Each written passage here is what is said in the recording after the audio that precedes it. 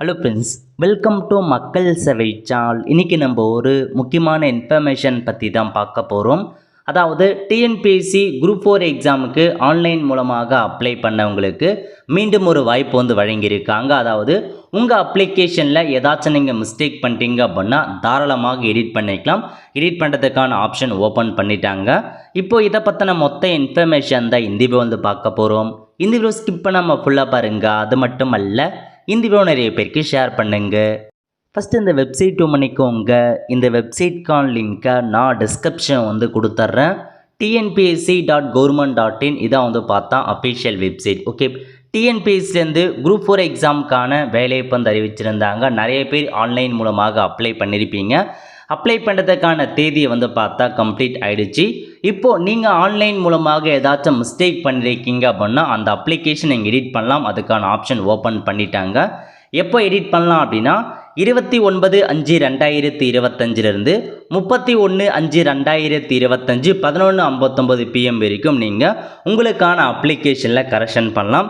So group 4 எக்ஸாமுக்கு apply பண்ணவங்க மீண்டும் ஒரு தடவை உங்களுக்கான அப்ளிகேஷன் ஃபார்மை வியூ பண்ணி எல்லா இன்ஃபர்மேஷனுமே கரெக்டாக இருக்கான்னு ஒன்ஸ் செக் பண்ணிக்கோங்க. ஏதாச்சும் மிஸ்டேக் இருக்குது அப்படின்னா எடிட் பண்ணிக்கலாம். மிஸ்டேக் இல்லை அப்படின்னா ஒன்ஸ் நீங்கள் ஸ்கிப் பண்ணிக்கோங்க.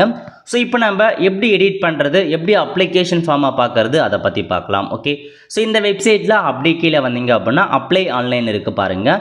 இந்த ஆப்ஷன் நீங்கள் கிளிக் பண்ணால் போதும். ஓகே கொடுத்துங்க அப்படின்னா இதில் செகண்டாக கொடுத்துருக்காங்க பாருங்கள், நிரந்தர பதிவு விவரங்கள்னு. இந்த ஆப்ஷன் நீங்கள் கிளிக் பண்ணதுக்கப்புறம் செகண்டாக கொடுத்துருக்காங்க ஏற்கனவே பதிவு செய்தர் உள்நுழையன்னு. இந்த ஆப்ஷன் நீங்கள் கிளிக் பண்ணிங்க அப்படின்னா டிஎன்பிஎஸ்சி குரூப் 4 எக்ஸாம் அப்ளை பண்ண சொல்ல யூசர் நேம் கொடுத்துருப்பீங்க, ஓடிஆர், அதாவது TNPSC OTR.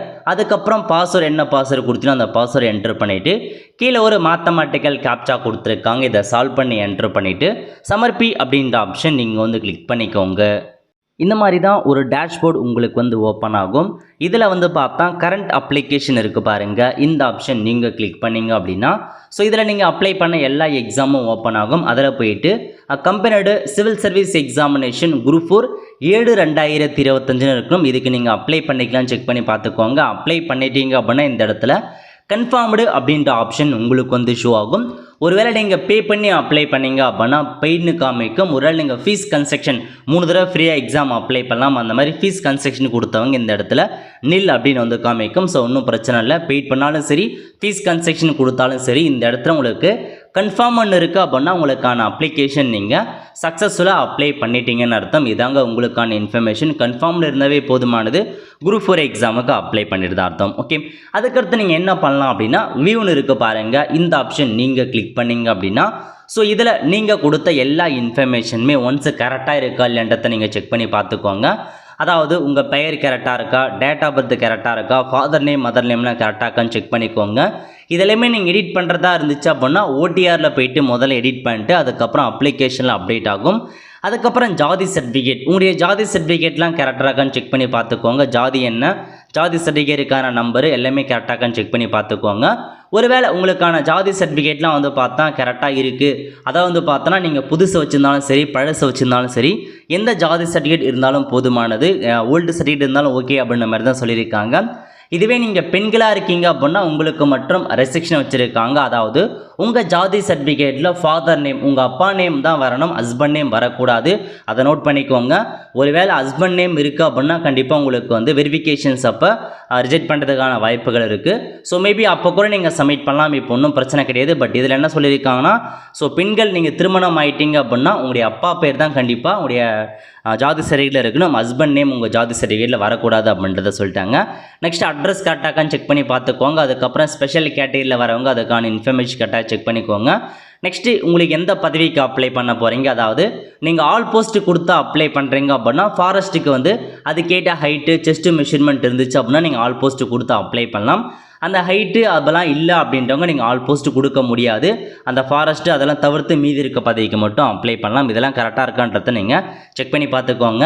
Next 10th 12th degree அதுக்கான எல்லா சர்டிஃபிகேட் நம்பருமே கரெக்டாக இருக்கா, டேட் ஆஃப் ரிசல்ட்டு எப்போ உங்களுக்கு அந்த சர்டிஃபிகேட் நம்பர் எல்லாம் கரெக்டாகான்னு செக் பண்ணி பார்த்துக்கோங்க. ஓகே, ஸோ இதாங்க உங்களுக்கான இன்ஃபர்மேஷன். அதுக்கப்புறம் டைப்பிங், தமிழ் டைப்பிங் மற்றும் ஆங்கிலம் டைப்பிங் ரெண்டுமே நீங்கள் ஹையர் முடிச்சிருந்தால் மட்டும்தான் ரெண்டுத்துக்கும் மெஸ் கொடுக்க முடியும். ஏதாச்சும் ஒன்று முடிச்சிருந்தா கூட நீங்கள் நோ தான் சைட் பண்ணி ஆகணும். வேறு ஆப்ஷன் ஆப்ஷன் இல்லை. ஸோ இதை மாதிரி தான் நீங்கள் செக் பண்ணி பார்த்துக்கோங்க. அதேமாரி பிஎஸ்டிஎம் ஏதாச்சும் இதுக்கு முன்னாடி நிறைய பேர் பிஎஸ்டிஎம் நோ கொடுத்து அப்ளை பண்ணிருப்பீங்க. பட் இப்போ பிஎஸ்டிஎம் சர்டிஃபிகேட் வந்துட்டுருக்கோம். அந்த மாதிரி இருக்கவங்க எடிட் பண்ணி உங்களுக்கான பிஎஸ்டிஎம் சர்டிஃபிகேட் நீங்கள் எடிட் பண்ணிக்கலாம். அந்த மாதிரி ஆப்ஷன்ஸ் இருக்குது.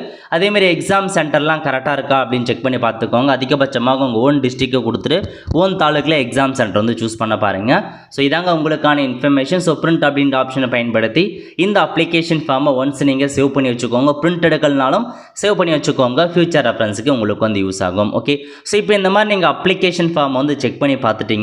ஏதாச்சும் மிஸ்டேக் இருக்குது அப்படின்னா அகைன் நீங்கள் டேஷ்போர்டுக்கு வந்துடுங்க. கரண்ட் அப்ளிகேஷனை கொடுத்துட்டு அப்படியே கீழே வந்தீங்க அப்படின்னா இதில் குரூப் 4க்கு நேராக எடிட்னு இருக்க பாருங்கள். இந்த ஆப்ஷனை பயன்படுத்தி நீங்கள் எடிட் பண்ணிக்கலாங்க. ஸோ எடிட் பண்ணுறது கொடுத்துட்டாங்க, தெளிவாக கொடுத்துருக்காங்க பாருங்கள். நீங்கள் எடிட் பண்ணுறது வந்து இணையதளம் மூலமாக எடிட் பண்ண போகிறீங்க.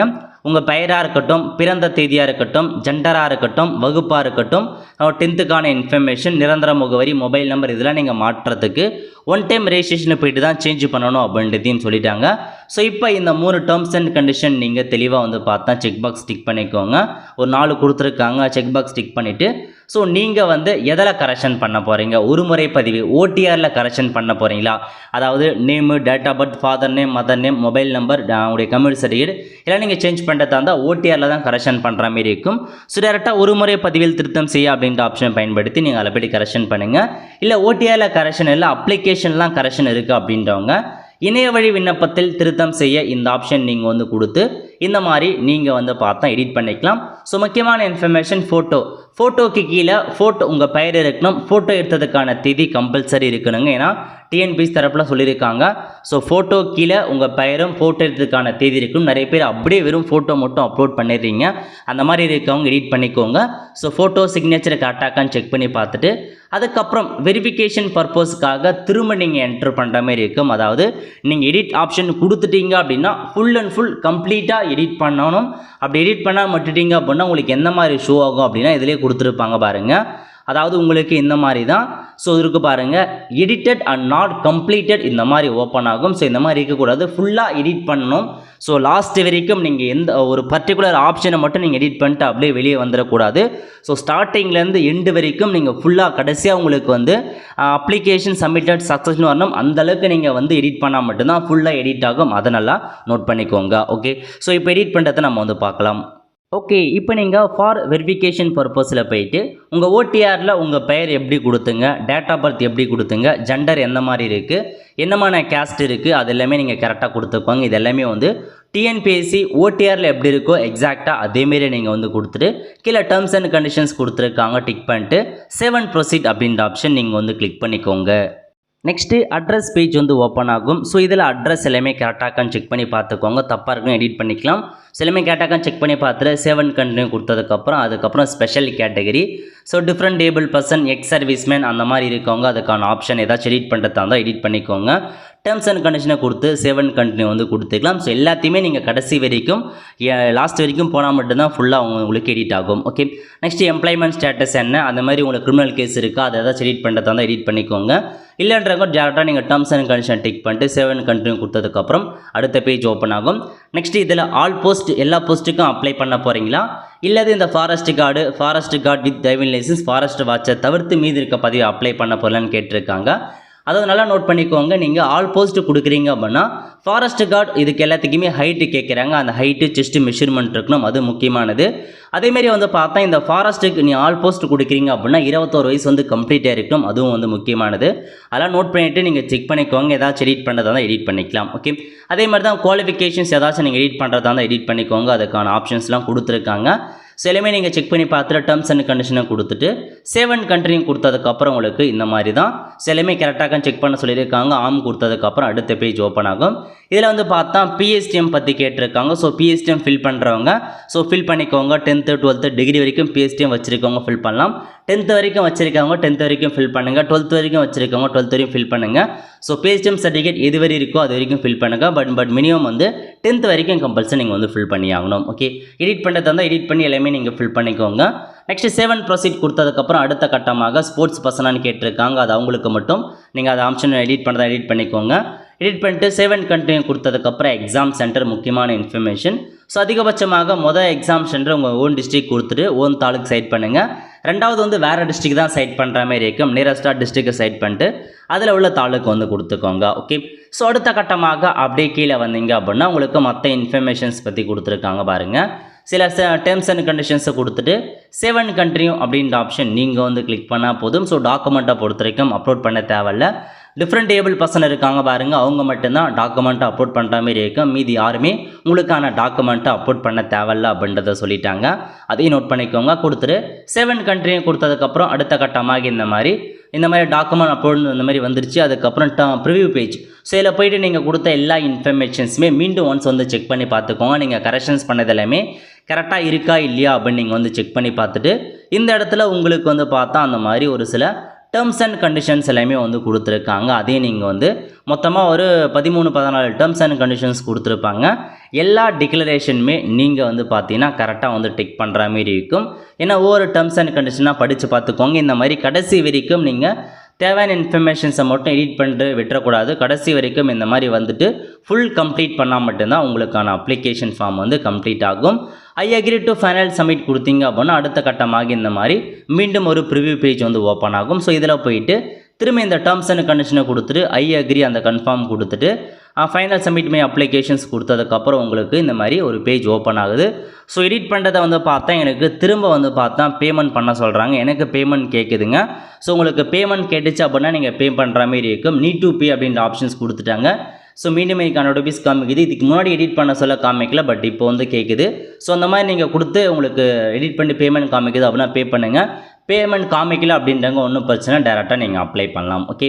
ஸோ இதாங்க உங்களுக்கான இன்ஃபர்மேஷன். இந்த மாதிரி தான் நீங்கள் எடிட் பண்ணுற மாதிரி இருக்கும்.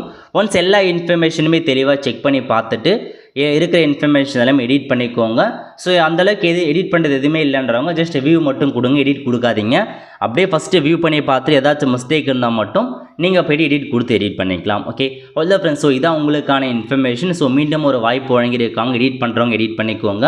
எக்ஸாம் பொறுத்த வரைக்கும் உங்களுக்கு 12/7/2025 அன்றைக்கி தாங்க எக்ஸாம் இருக்க போகுது.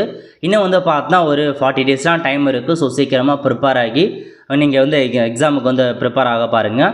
ஹால் டிக்கெட்டை பொறுத்த வரைக்கும் உங்களுக்கு ஜூன் மாதம் ஃபஸ்ட்டு வீக்கில் ரிலீஸ் பண்ணுவாங்க ஹால் டிக்கெட்டை. அந்த ஹால் டிக்கெட்டில் எங்கே எக்ஸாம் சென்டர் போட்டிருக்கோம் அங்கே போய்ட்டு நீங்கள் எக்ஸாம் அட்டன் பண்ணுற மாதிரி இருக்கும். ஓகே. ஸோ கண்டிப்பாக டிஎன்பிஎஸ்சி கொடுத்து நான் கண்டிப்பாக அடுத்தது வீடியோ மேக் பண்ணுறேன். ஹால் டிக்கெட் வந்து எப்படி டவுன்லோட் பண்ணுறது, என்னமான கைட்லைன்ஸ் இருக்குன்னு எல்லாமே நான் இன்ஃபார்ம் பண்ணுறேன். அதுக்கு நம்ம சேனலை சப்ஸ்கிரைப் பண்ணி வச்சுக்கோங்க. பக்கத்தில் இருக்கான பெல் ஐக்கானை ப்ரெஸ் பண்ணுங்கள். அப்போ தான் நம்ம போடக்கூடிய எல்லா வீடியோமே அப்டேட்டாக வந்து சேரும். அவ்வளோ ஃப்ரெண்ட்ஸ். கண்டிப்பாக இந்த பிடிச்ச லைக் பண்ணுங்கள். அது மட்டும் அல்ல, இந்த வீடியோ நிறைய பேருக்கு ஷேர் பண்ணுங்கள். அடுத்து ஒரு நாளில் சந்திப்போம். நன்றி, வணக்கம்.